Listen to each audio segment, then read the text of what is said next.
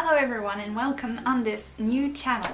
Here I will diversify myself a little bit. I wanted to create a brand new channel because I'm not gonna post music covers here. In this video I'm gonna try to give you some pieces of advice in order to learn foreign languages. Just any foreign language that you may want to learn. These pieces of advice will be quite broad so that you can apply them to any language you're trying to learn. So there it goes, the 10 pieces of advice to learn any foreign language.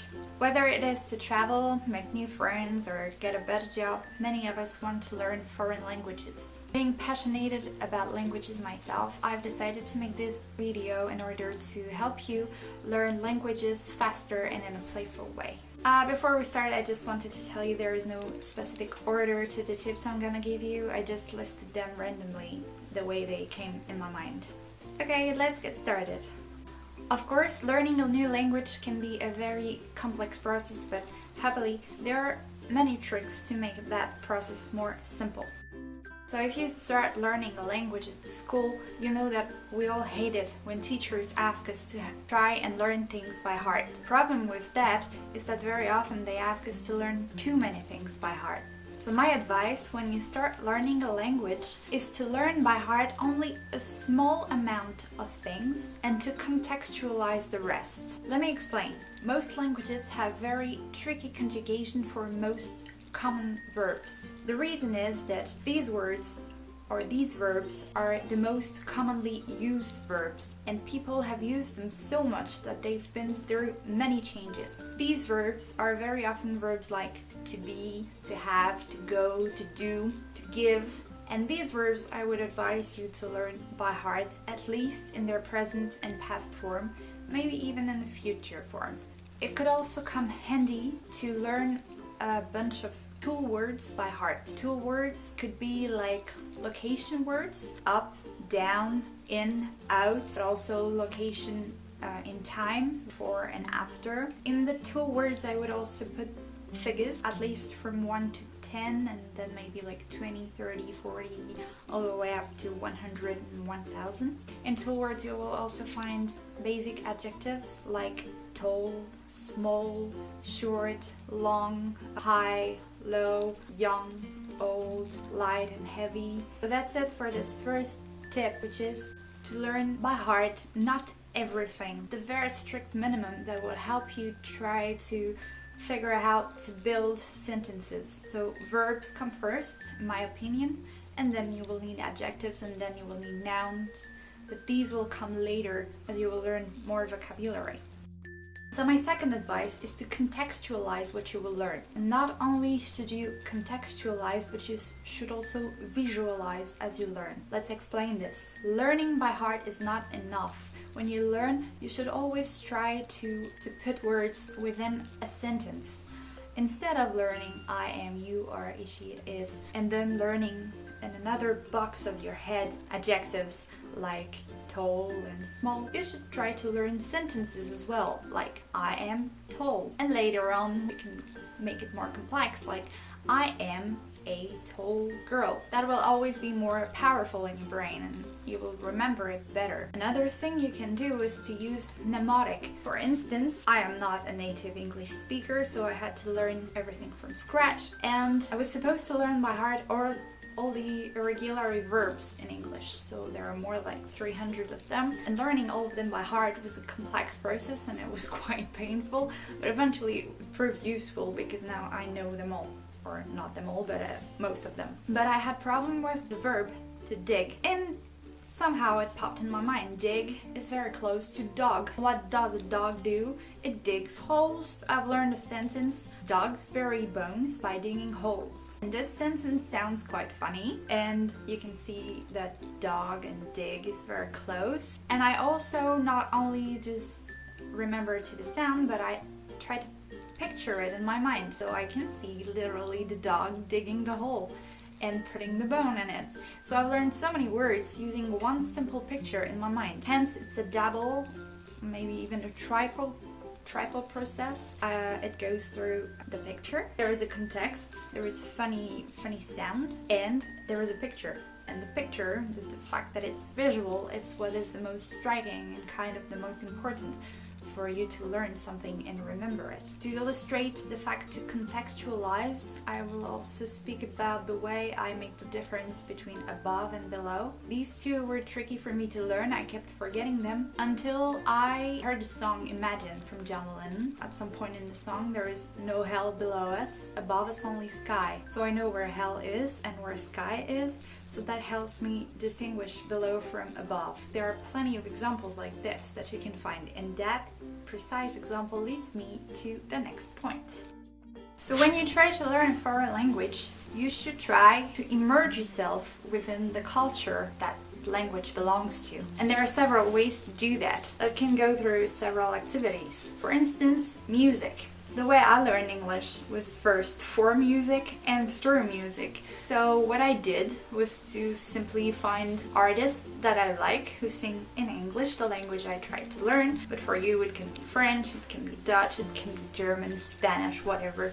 Just find a singer who sings in the language you want to learn, and then not only listen to his songs or her songs, but also go online and try to find the lyrics. And once you've found the lyrics, you can also look for the translation. Then you can also use television, series, DVDs to help you learn a language. When I was 13, I got the DVDs from Buffy the Vampire Slayer, and I started watching them in French with English subtitles. Later on, when I felt more at ease with it, I watched them in English with French subtitles, and then I watched them in English with English subtitles until the moment I became so skilled in English that I could simply watch them in the original version. But now online you can find original version for anything. On YouTube there are plenty of videos in all the languages you can imagine, so it's just up to you to find content that you like, maybe content that you already know in your mother language, and to try and watch it in the language you're trying to learn.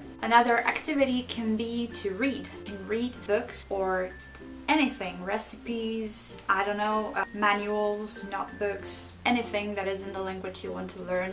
What I did, and I was very lucky, I had a very good teacher, and the rest of the class wasn't really following. There were like 3 people who had a rather good level, and the teacher simply couldn't part herself and teach 2 different levels to the class. So what she did is that she ordered Harry Potter, which is my favorite book, in English for a few of us, and that was my lessons in English, reading Harry Potter. That was really fun, really cool, and I had already read the book in French, so I knew the book, and I was reading it then in English. And now that I'm trying to learn Dutch, I've also bought the first Harry Potter in Dutch, and that's simple because I know the book, I know the story. Even if I don't understand every word, I just know what's happening, so that helps me identify what I read more than understand. But it's good because that way you learn new vocabulary and still you're doing something you like, reading your favorite book or a recipe or whatever.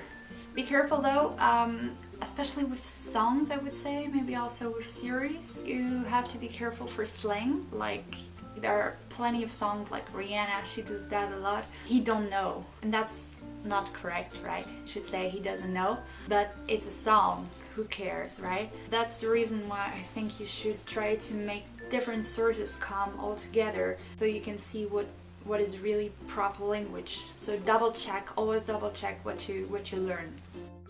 Advice number 4 would be listen carefully and don't try to understand everything. It's a waste of energy and also a waste of time. Instead of trying to understand everything, you should try to get the feel of the language when you listen to it, especially in the beginning. Instead, you should pay attention to the words that keep coming, because these words are the most important. You have to know that an average daily conversation we use around 2,000 words maximum. And a native adult will know around 30,000 words. So that's not even 1/10 of the words that you can know that you will use in daily conversation. You explain that by the fact that there are words that keep coming, and those words are the ones that you should know and that you should remember. So instead of trying to figure out everything, you should just try to pay attention to what comes again and again and again.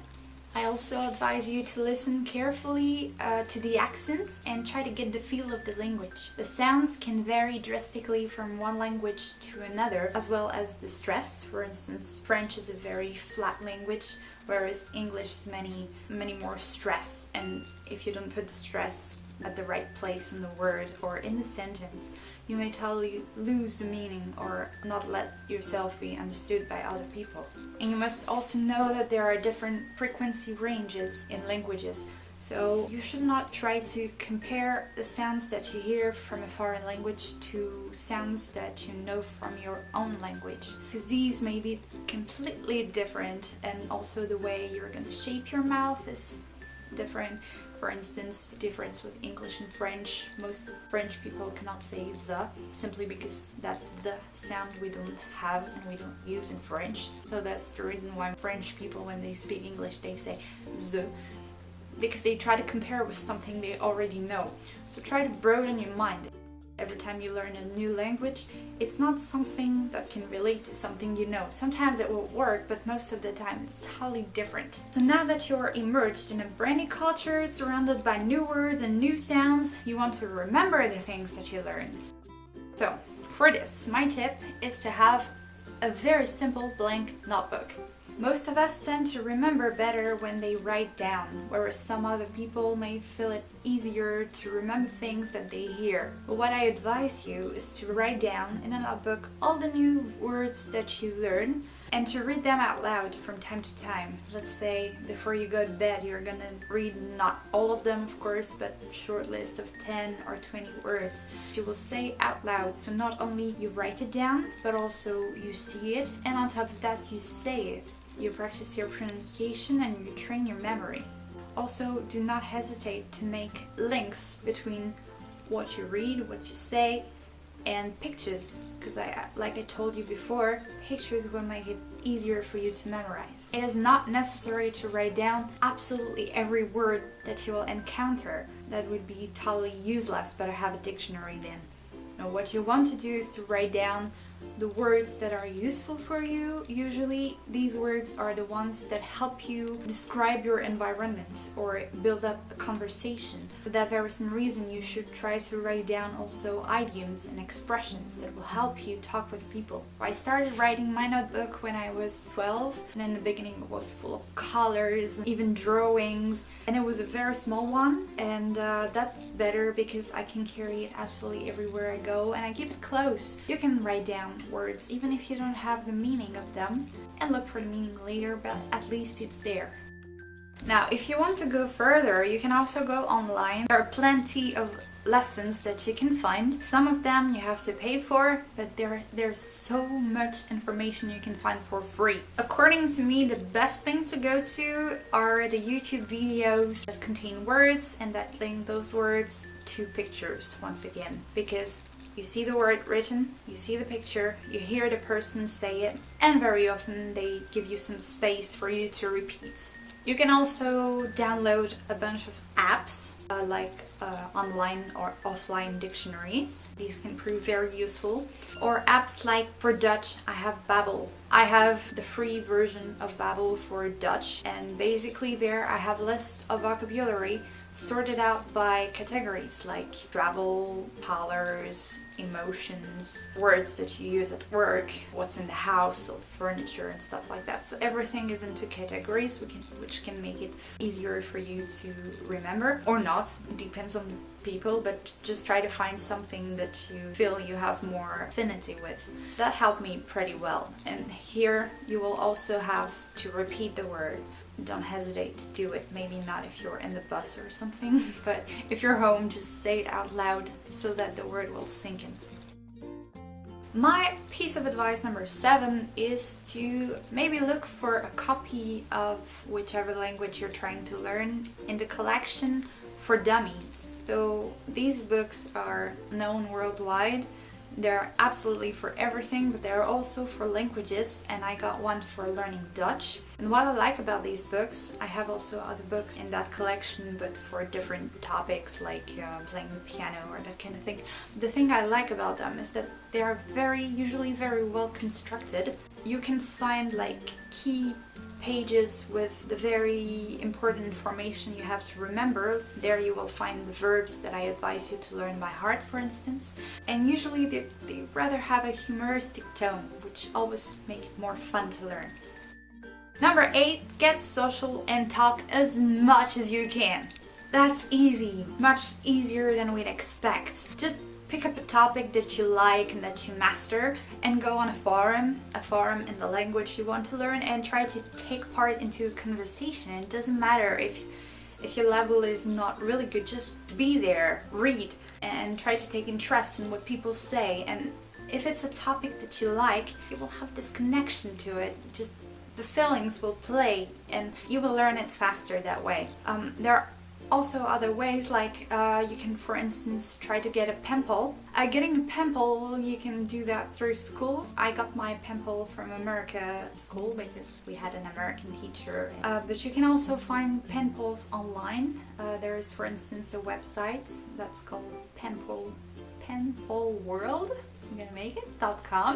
I have not personally tried it. If you have, or if you do, please leave me a comment down below. Tell me if that's a fun thing to do. But yeah, just try to talk to people. You can also go on social networks. Now it's easy. Just go on, it doesn't matter, Instagram, YouTube, Facebook. Follow the page of the celebrities that you like, or famous bloggers or not famous bloggers, it doesn't matter. Piece of advice number 9 is like the top level. In order to learn a language, the best way, and that's absolutely true, is to go abroad in the country where the language you want to learn is spoken.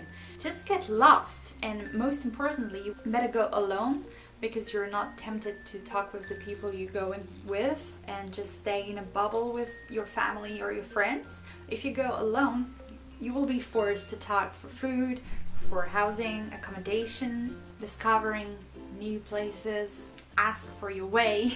That's actually the very way I've learned my first few sentences in Dutch, getting lost in Amsterdam, asking my way to everyone in the street, like, where am I supposed to go? Get off beaten tracks, that's very important. Don't go where the tourists go, because you will always find someone who speaks your language, and you will be tempted to drop the language that you want to learn for your comfort zone. That's the thing, get out of your comfort zone. You can also try and connect with the locals, and that will bring you more than one benefit. You will practice the language, but you will also discover the culture better, discover the way of living of these people, and very often they have tips and advice, and they will show you places that average tourists will simply miss. And here we are already to the last piece of advice I have for you. Do not try to be perfect. Just dare trying.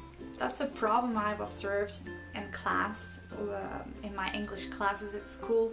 Most people don't dare to try and talk. How do you expect to learn a language if you don't try to? That's the thing. Forget shame. There is no shame in making mistakes. Making mistakes is there to let you improve, let you learn new things. Another important thing is to ask for feedback. Very often I try to speak Dutch and I'm like, I'm not sure of the words, so I try a sentence with it and I'm like, is that really how you say it? And most people are very happy to tell you whether it is or not. And do not feel offended when people try to correct you, because that just helps you improve. The last thing I will add is that you have to keep it fun. Learning should not be a constraint, it should really be a pleasure. And if you manage to make a pleasure, you will learn in no time, much faster than other people. Okay guys, that's it. I hope you liked this video and that you are planning to learn many more languages, because learning languages, in my opinion, is so much like freedom. You can go everywhere, you don't have to rely on anyone, and you can discover so much more. There are also studies that prove that people who speak more languages are also more intelligent, so it's a way to improving yourself. If you are trying to learn new languages, please let me know. I'm so curious to know what languages you can speak and what languages you want to learn. And if you like that video and want more of this kind, also let me know. It's the first time I shoot a video like this. I probably made it longer than it should be. I apologize for this. Thank you for watching this. You can find me on social networks. I mean, everything is listed in the description box, and I'm so much willing to see you in the next video. Have fun!